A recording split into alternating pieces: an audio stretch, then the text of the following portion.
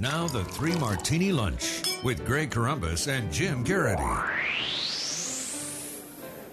And welcome, everyone, to the Friday edition of the Three Martini Lunch, along with Andrew Johnson of National Review and for Jim Geraghty today. I'm Greg Corombos of Radio America, and while the cat's away, the mice will play. We're going to do 4 martinis today. Just don't tell Jim when he comes back next week. But Andrew, it's always good to have you with us, and thanks for the challenge of the Big 4 today. Yeah, I'm looking forward to downing them all. Excellent. All right, well, let's start with the good. And anytime a political party is more than a couple weeks away from Election Day, and they're already looking at the moral victories coming away from the midterm elections, even if everything the other party wants to accomplish gets accomplished, chances are you're in pretty good shape heading into those midterm elections. But here's what Sally Kohn, a Democratic strategist, and I think she's a CNN contributor now. She used to be at Fox, and I think she was even at MSNBC for a while. Number one, the Democrats at least contested for the Senate. Even though they lost a 10-seat majority potentially, at least they contested for it. That's her one point.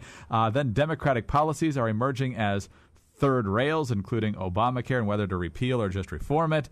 Voters also know about the Republican war on women, and she believes Republicans appear desperate, which is an interesting conjunction with the fact that the Democrats could lose that 10-seat majority. So, Andrew, it looks as though Democrats are already trying to spin the results, and it's not even November 5th yet. Yeah, what I like about this is that she's sort of doing counter to what every other left-wing pundit is doing, which is writing that, if Republicans are going to take control of the Senate, this is horrible for everyone. They're going to terrorize their country. They're going to, impose their archaic views. And at least Sally Kohn's being somewhat optimistic and trying to find the silver lining in all of it. So I can at least appreciate that from her. But yeah, you just kind of see the participation trophy mentality of this process where, hey, at least we gave it a good run. Sure, our policies are unpopular. Sure, our president, no one wants to be near our president. But we're trying really hard with the best we can. And we should pat ourselves on the back for that. So it's a good sign for Republicans when Democrats have reached that stage. And at least Sally Kohn's trying to, look at it glass half full. There you go. Well, let's hope she's right. Let's hope that is the best the Democrats can take away at the end of the midterm elections. Let's move on to the bad martini now. And, of course, as we've mentioned a few times now, Republicans need a net pickup of 6 seats to take the majority in the U.S. Senate, in addition to a number of promising opportunities to take over seats currently held by Democrats. There are basically 3 seats Republicans need to hang on to that Democrats have a crack at right now. Mitch McConnell looks pretty good, pretty safe heading into the last couple of weeks in Kentucky, and thanks in large part to Allison Grimes refusing to say who she voted for in the last 2 presidential elections. Pat Roberts is doing better in Kansas, but that's still very much up in the air. The one the Republicans seem most worried about, and they've shifted more resources here. Democrats also moving resources from Kentucky to Georgia, where Michelle Nunn, daughter of Sam Nunn, is at worst neck and neck with Republican nominee David Perdue. And the last couple polls actually show her ahead. And here's one of the big reasons why. Perdue's business background potentially costing him votes in Georgia, and Nunn is pouncing on it. Here's one of her latest ads. I'm Michelle Nunn, and I approve this message. David Perdue is defending his career amid an outsourcing report. David Perdue, the former CEO of Dollar General, acknowledged he spent most of his career moving U.S. jobs overseas. The attorney asks, can you describe your experience with outsourcing? Perdue responds, yeah, I spent most of my career doing that. And when asked by reporters how he defends the outsourcing, Perdue doubled down. Well, defend it. I'm proud of it. David Perdue, he's not for you. My guess is Perdue probably had a more nuanced answer than just, I defended, I'm proud of it.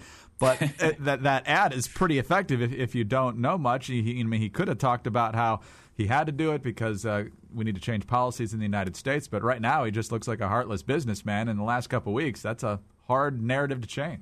Georgia's kind of slipped away a little bit from Republicans. And the thing to keep in mind is that if neither Nunn nor Perdue top 50% in just a few weeks, the way Georgia state law works is that they have a runoff between the top 2 of them, which there will surely be, in January. So we could be looking at control of the Senate not being dictated until 2015, which means that there's going to be a chunk of time in between when the Louisiana runoff, which is going to be early December, and the Georgia runoff, all these parties and operatives and everyone just focusing in on millions spending in Georgia.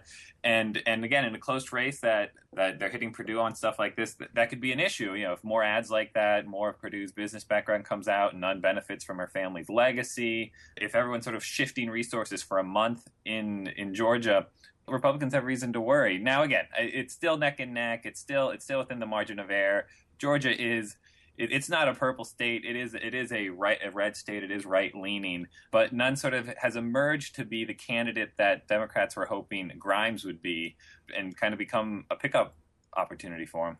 All right. Well, let's move on to the first of our two crazies today. And Secretary of State John Kerry was speaking on Thursday night at a reception at the State Department in honor of the recent Islamic holiday. So he had an audience of Muslim community representatives there, basically, and gave a version of what's going on in the world that I think most Americans will not be familiar with. Here's a couple different clips here. Here's the first one. The extremism that we see, the radical exploitation of religion, which is translated into violence, has no basis in any of the real religions. There's nothing Islamic about what ISIL-Daesh stands for or is doing to people. We're living at a point in time where there are just more young people demanding what they see the rest of the world having than at any time in modern history. Andrew, on to the next clip now, and here's John Kerry's solution for it: spreading the wealth and, of course, climate change. That's where our partnership has to be, not just for peace, but for prosperity, shared prosperity, where everybody has an ability to be able to find the job, get the education, be able to reach the brass ring. And finally, we have to build a partnership for sustainability of the planet itself, and that brings us to something like climate change, which is profoundly having an impact in various parts of the world. And the CNS story on this also says that people in the Middle East are very upset about the way dignity is being denied to Palestinians by the Israelis. So a version of the world that a lot of people might not recognize, Andrew. At some point, someone's going to have to go back and sort of see where the transition point was between blaming Bush for everything and blaming climate change for everything, because I feel like we missed that subtle transition, because crisis after crisis, thing after thing is blamed after this. I don't know what Kerry's thinking every time he brings it up, because this isn't the first time he's brought it up. The State Department has also made it its mission to combat these things. All these different issues have been subscribed to this. But you would just think, even from a political standpoint, he would just know that that's not going to be taken seriously by people that are already skeptical of him, and so it's just John Kerry being John Kerry at this point, I guess. Great. The standards are that low. We've come to expect no better, unfortunately. On to our second crazy real quickly. Andrew, we already have a bunch of czars, most of whom stay out of the headlines, and who knows what they're doing behind the scenes.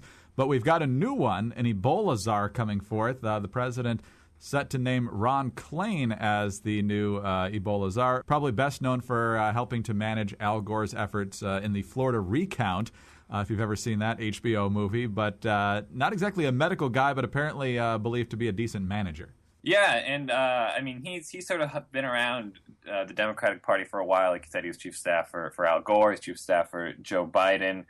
He also had a role in approving the Solyndra loan. I'm not saying this as a glowing resume. I'm saying this as reason to be concerned.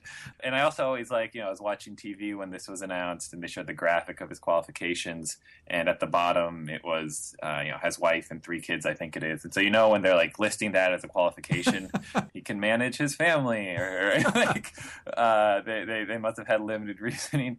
It seems like reactionary handling by the administration that just yesterday evening, I don't even know if it's been more than, I guess, a little bit more than 12 hours, President Obama was saying, was sort of iffy. We may approve, we may have an Ebola czar, we may not. And then the next morning, he has one all lined up and ready to go. So get ready for a new czar. We'll see what he does differently. I think the only thing that's going to be different is that Dr. Frieden is not on TV very much anymore. That's my prediction. Yeah, I guess it's a new face. Exactly. The current one isn't working for him. But Andrew, always great to have you with us. We'll talk to you again on Tuesday. Sounds good. Thank you. Andrew Johnson of National Review and for Jim Geraghty today. I'm Greg Corombos of Radio America. Thanks for being with us. Have a great weekend and tune in on Monday for the next 3 Martini Lunch.